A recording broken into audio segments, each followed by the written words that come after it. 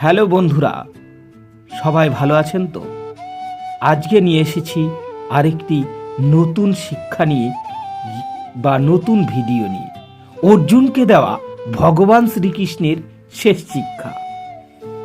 তো ভিডিওটি সম্পূর্ণ দেখার জন্য অনুরোধ রইল, যাতে আপনারাও কিছু শিখতে পারেন।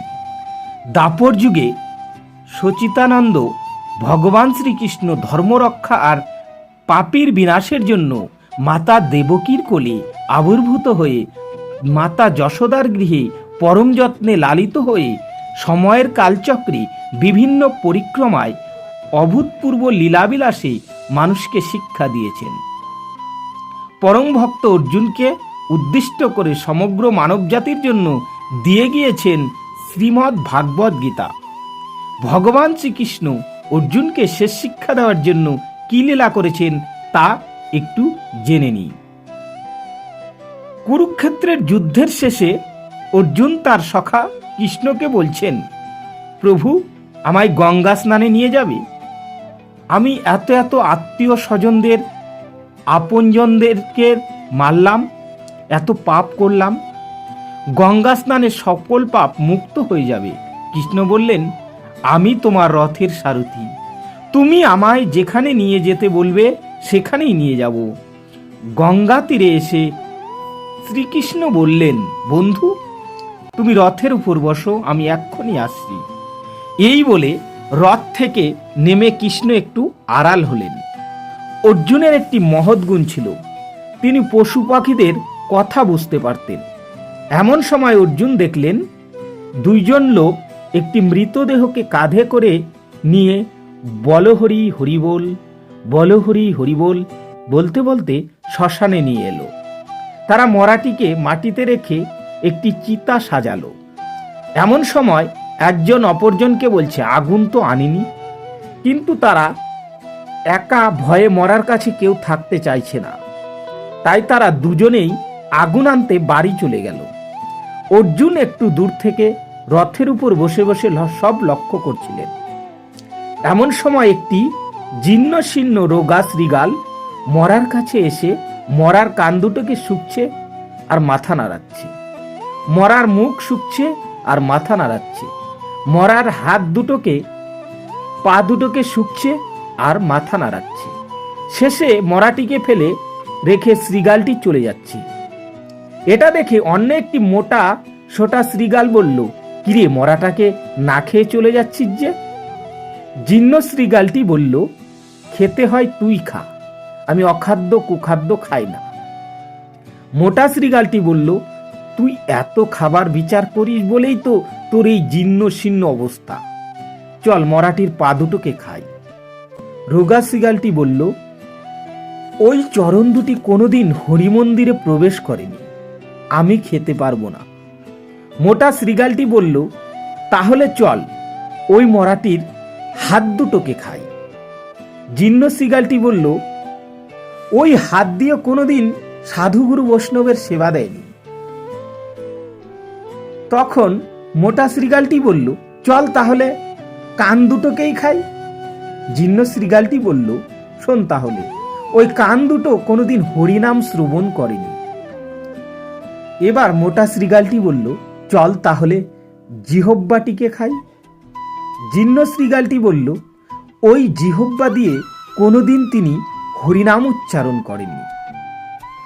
মোটা শৃগালটি তখন বলল, মরাটির কিছুই যখন খাবি না, চল তাহলে ওই রথের উপর যে মানুষটি বসে আছে তাকে গিয়ে খাই। জীর্ণ শৃগালটি বলল, ও তো আরো মূর্খ রে, যার চরণ হতে গঙ্গার উৎপত্তি তাকে কিনা বলে গঙ্গা স্নানে নিয়ে যেতে? ও তো আরো মূর্খ, ওকে কি খাওয়া যায়? এতক্ষণ অর্জুন দুই শৃগালের কথা শুনে চৈতন্য ফিরে পেল। অর্জুন নিজের ভুল বুঝতে পারল। একটু পরে কৃষ্ণ এলে তার চরণ দুটিকে ধরে কাঁদতে কাঁদতে বলল, প্রভু, আমায় ক্ষমা করো, আমায় রক্ষা করো। ভগবান শ্রীকৃষ্ণ অর্জুনকে শেষ শিক্ষা দেওয়ার জন্য এই লীলা করেছিলেন। আর এই লীলায় শ্রীকৃষ্ণকে সাহায্য করেছিল বাবা মহেশ্বর, নন্দী, ভৃঙ্গি আর যোগমায়া। শ্মশানে যিনি মরাটি সেজেছিলেন তিনি ছিলেন মহেশ্বর। মরাটিকে যারা নিয়ে এসেছিল তারা নন্দী আর ভৃঙ্গি, আর ওই দুই শ্রীগাল ছিল যোগমায়া। তো প্রেম সে বলো জয় শ্রী রাধা কৃষ্ণ। এবার বলবো কিছু অনুপ্রেরণামূলক উক্তি। যখন আশা ভঙ্গ হতে শুরু করে আর কোনো পথ দেখা যায় না, তখন অবশ্যই একবার শ্রীমদ্ ভাগবত গীতার আশ্রয় নেবে। তুমি ফিরে যেতে পারবে না আর শুরুকে পরিবর্তন করতে পারবে না, কিন্তু তুমি যেখানে আছো সেখান থেকে শুরু করতে পারো আর শেষকে অবশ্যই পরিবর্তন করতে পারো। হে অর্জুন, যে ব্যক্তি পূর্ণ বিশ্বাসের সাথে কোনো দেবতার পূজা করতে চায়, আমি সেই দেবতার প্রতি তার বিশ্বাস দৃঢ় করে দিই। পরিবার বা সমাজ দুটোই ধ্বংসের পথে চলে যায় যখন জ্ঞানী ব্যক্তি নীরবতা পালন করে আর অজ্ঞানী ব্যক্তি বলতে থাকে। যে দান বিনা সৎকারে কুপাত্রকে দেওয়া হয় সেই দানকে তমস দান বলা হয়। শ্রীকৃষ্ণ বলেছেন, আমি ব্যক্তিগতভাবে আমার পরম ভক্তদের কল্যাণের দায়িত্ব নেই। যারা সর্বদা আমাকে স্মরণ করে বা শুদ্ধ মনে আমাকে পূজা করে। সৌন্দর্য নির্ভর করে তোমার দৃষ্টিকোণের উপর। কেউ কাদায় ফুটে থাকা পদ্ম দেখে প্রলুব্ধ হয়, আবার কেউ চাঁদেও দাগ খুঁজে পায়। যদি শুদ্ধ মনে কিছু চাওয়া হয়, তা ভগবান যা ভাগ্যে আছে তার চেয়েও বেশি দেন। কোনো ব্যক্তিকে ভালোভাবে না জেনে অন্যের কথা শুনে তার সম্পর্কে কোনো অনুমান করা বোকামি। প্রেম শরীর বা সৌন্দর্য দেখে হয় না, প্রেম হৃদয় থেকে আসে। যেখানে দুটি হৃদয় মিলিত হয় সেখানেই ভালোবাসার জন্ম হয়। এই সংসারে দুই প্রকারের ব্যক্তিরা স্বর্গের উপরের দরজা পায়। এক, যারা ক্ষমতাবান হয়েও ক্ষমা করা জানে, আর দুই, যারা স্বয়ং দরিদ্র হওয়া সত্ত্বেও দান করে।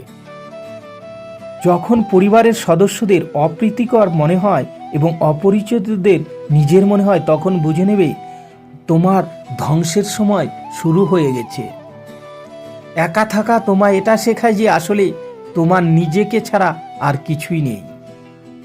শব্দগুলো কেবলমাত্র এই পরিমাণে বলা উচিত যে তোমার যদি সেগুলো ফিরিয়ে নিতে হয় তবে তুমি অসুবিধায় যেন না পড়ো।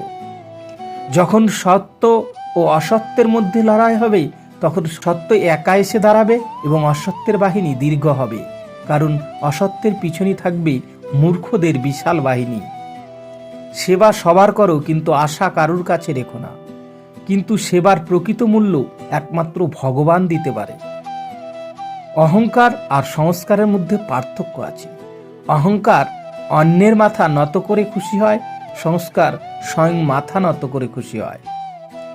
মন অশান্ত হলে মনকে নিয়ন্ত্রণ করা কঠিন হয়ে যায়, তবে অনুশীলনের মাধ্যমে মনকে নিয়ন্ত্রণ করা সম্ভব। তোমার বিশ্বাস একটি পাহাড়কেও নড়াতে পারে, কিন্তু তোমার মনের সন্দেহ আরেকটি পাহাড়কে তুলে দাঁড় করাতে পারে না। নিজের উপর বিশ্বাস থাকাটা খুবই জরুরি, কারণ আমরা আমাদের পথে নিজেরাই চলি। সময় যখন বিচার করে তখন সাক্ষীর প্রয়োজন হয় না।